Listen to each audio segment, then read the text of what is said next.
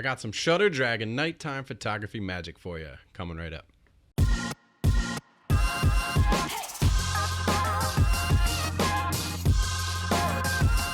What's up, photography world? Josh Rogasso here from theshutterschool.com. Today, I've got a couple different photos for you taken at night at a recent wedding where I was able to take advantage of some awesome lights hanging on a bridge getting to the venue.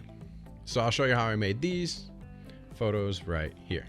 So the scene, basically, this is what the bridge looks like at night. When you're driving down the road, you see on both sides of the cables that suspend up the bridge, they are adorned with lights, and so you get this nice magical pathway, and I wanted to utilize that with the couple. So what we did is I actually had the couple on one side of the lights and I stood across the street to try to use the lights as a background. So the basic setup here, I have the couple all snuggled together. I have the bride, always have the bride looking towards the light whenever I do a nighttime shot.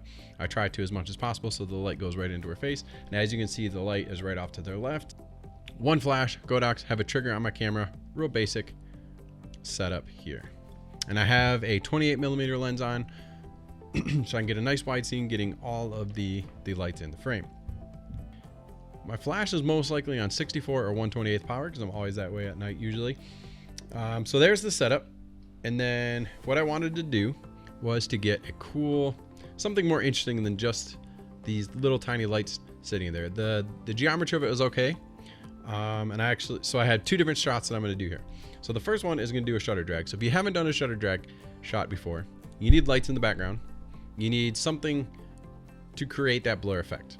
And so I'm using these lights here. As you can see, when I turn the exposure down to 0.4 seconds, that just holding the camera there, any little shake of the camera is going to make everything blurry.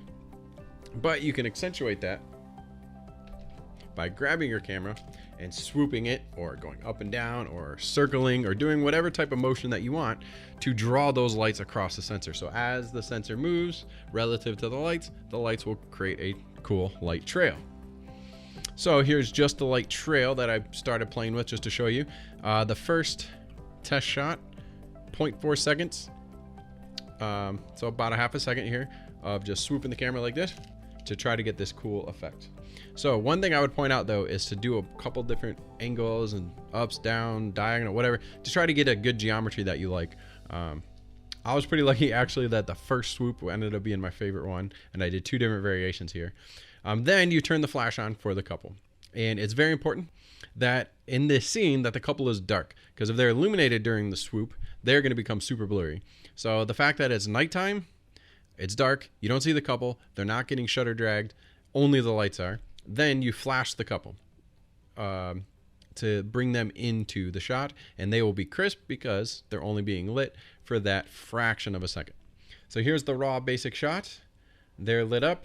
You've got the swoops across, and then it takes a little editing to really enhance it.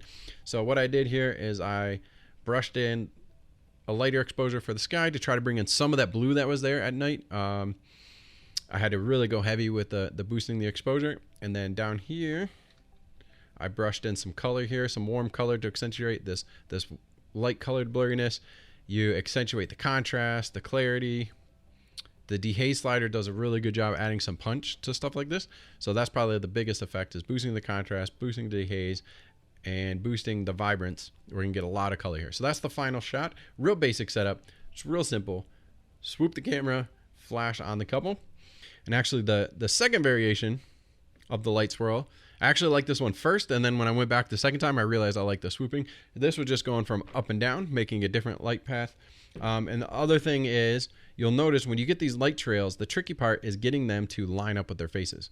So here I got lucky that it lined up where it was between, this streak was between their faces so that you could still see them. Sometimes it's a good idea, if you really like this light action, but you're not sure if you're going to get a clean face, take one clean shot of the couple with no light drags, and then you can like Photoshop in a clear face to Photoshop as a blank slate to override the lines intersecting their face there.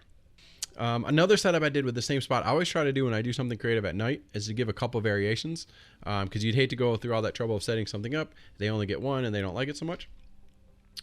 So the same setup, you can see the light, I dodged it in here so that you can see where it was. I set up the couple, And instead of doing the swoop, I want to actually use those lights as a frame. They were kind of boring by themselves, like you saw in the beginning, so I used a cell phone under the camera. So I held the cell phone under the camera, and you'll get like a reflection. So basically I made double of the scene here and did the same basic setup. Did a light flash, had them snuggling up close, and then I think it's kind of stiff and boring when the couple's just standing there. I always like try to add some action. And so I had them dancing and twirling, practicing the first dance kind of thing. And then this is the final edited shot. So here's the raw shot, exposing for the light, so everything's black on white. And then throw a nice flash on them, boosting the contrast and the vibrance again here. Awesome. So that's a quick tip for you guys. Get out there and try it out. If you want to see more photographs, you can check me out on Instagram at Joshua Grasso. You want to see more tutorials, subscribe here at the Shutter School on YouTube or go to theshutterschool.com. Thanks so much for watching. Can't wait to see you in the next video.